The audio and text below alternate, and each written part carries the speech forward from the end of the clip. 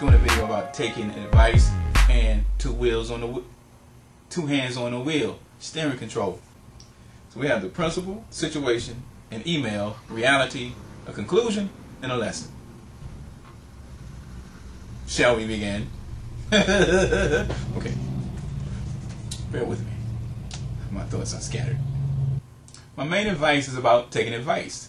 When someone gives you advice, you want to be careful not to automatically dismiss it. One of the things two things you should do really is you need to listen to the advice, look at the big picture of your situation, and see if you can visualize where that person is coming from with the advice. You know what I mean? So, you want to see if there's actually good advice before you just automatically respond to it in a defensive manner. Because now sometimes that advice might be good advice, it may not be completely relevant to your specific situation, because the person that's giving advice only see a portion of what they're giving advice about and don't know the full background of the big picture. So that's what you do when you take advice. You don't get defensive with an automatic response, or your whole mindset. You shouldn't have a defensive mindset to just automatically respond. That's what I'm trying to say. And you can't just take the advice without thinking either. You have to look at your total situation and see how that advice is relevant dealing with that total situation.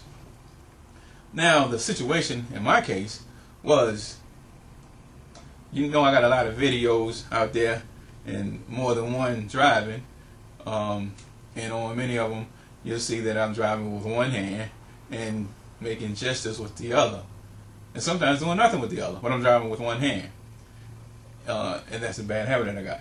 A guy named Jeremy, YouTube channel Jeremy26197, sent me an email, and this is what the email read. Please don't dismiss me as hating. I am concerned about you. Number one, I commend you on forgiving. Please don't dismiss me as, my handwriting is pitiful. I was rushing to try to hurry. Excuses, okay. Please don't dismiss me as hating. I am concerned about you. Number one, I commend you for getting your message out there and think you're doing a great job thus far. But you are a huge influence on the public, and if your tire blows while you are only using one hand, I only give you 10% chance of keeping the rig on the road while fully loaded. Please do not record videos while driving. See what I'm saying?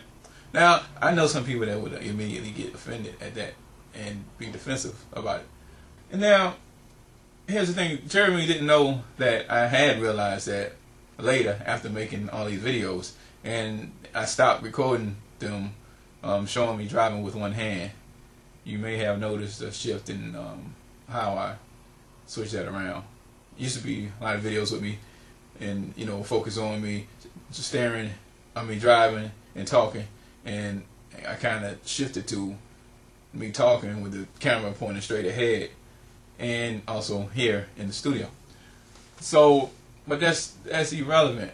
Well, hold on. And see, my first automatic response was not even that, but how to justify driving with one hand. I said, Jeremy, really, I appreciate your concern, but don't worry about me, because I do a little exercise and I'm pretty strong in my forearm and upper body, and also as far as my ability to react if I had a blowout or something, I call myself being pretty quick, and an example of that is anytime I drop something, I usually catch it before it hits the ground.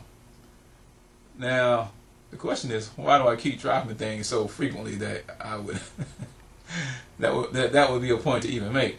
But the reality is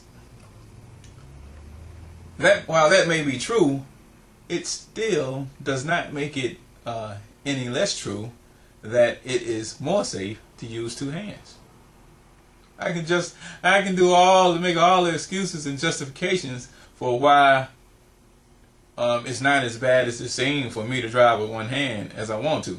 The reality is that you are safer using two hands. Okay? And I remember my mom and dad told me before I even got a driver's license, pointed out why you should use two hands when driving. And my dad uses, as far as I can remember, he uses two hands now when he's driving. And so I've been told this for a long time. Have I acted upon it? Obviously not so much. But the conclusion, after reflecting, looking at the big picture, not only was he right in sending me that email and saying what he said, just because I had stopped recording those types of videos wasn't really enough to address the situation. The situation being me having recorded all those videos already with one hand. And so really I needed to do something more. And that more would be to record a video such as this to denounce. There's some other things that I will do, including putting a message on my website about using two hands and why you should use two hands, and why I was a clown for not using two hands. So always a clown somewhere, man. But anyway, so like I said, the conclusion is that really I needed to do more. And that was really prompted, I hadn't even thought about that part, so that was prompted from reflecting after getting his email about going further with it. And so the lesson is, not only should you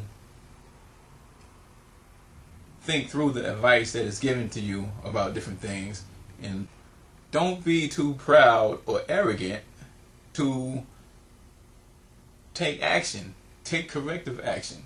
If it's not responding to the advice in the way that it was intended, but even maybe there's a response that you can do that goes further, that might bring along a new realization. The advice that you was given might bring an increased awareness about the big picture, and there might be some things that you should go even further on based on that advice, And the other lesson is that don't hold back your own advice.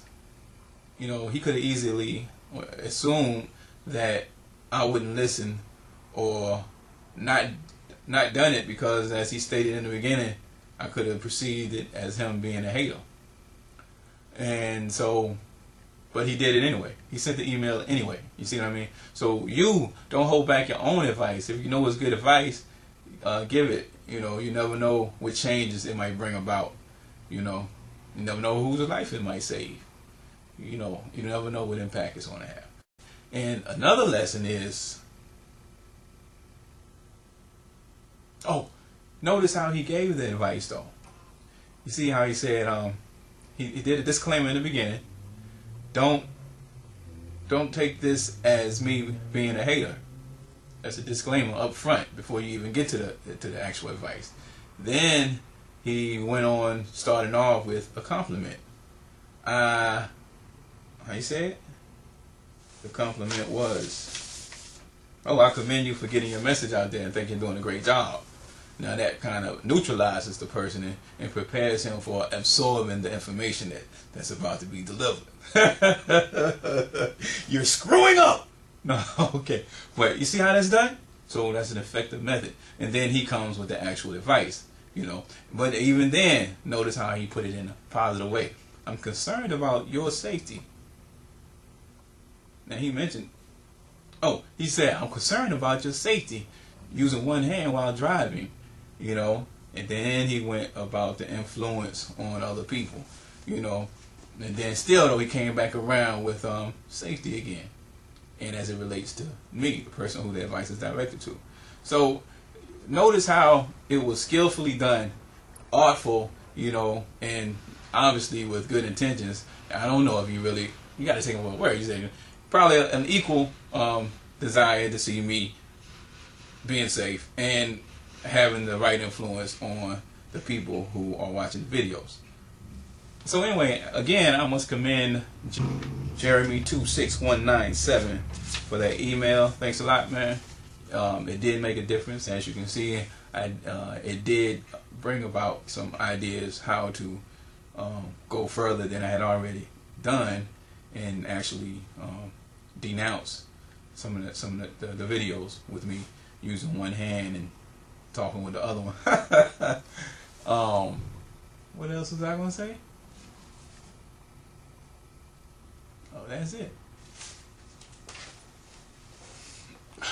Okay, bye now. The driver's ability to steer. When the tire goes flat, the truck wants to turn in the direction of the flat. As the driver steps on the accelerator, the added power applied through the drive wheels allows the driver more time to make the necessary steering correction. Watch again and notice just how much steering correction is needed. Where fitted, the trailer handbrake can be used in helping to maintain directional stability as the rig is slowed down.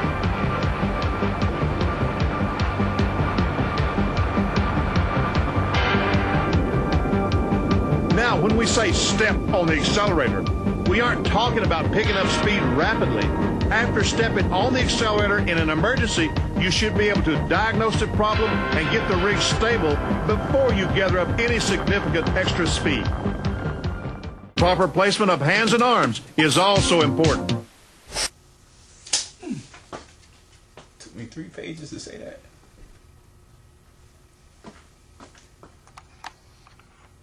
Situation. Not only should you do those things, but what was I gonna say?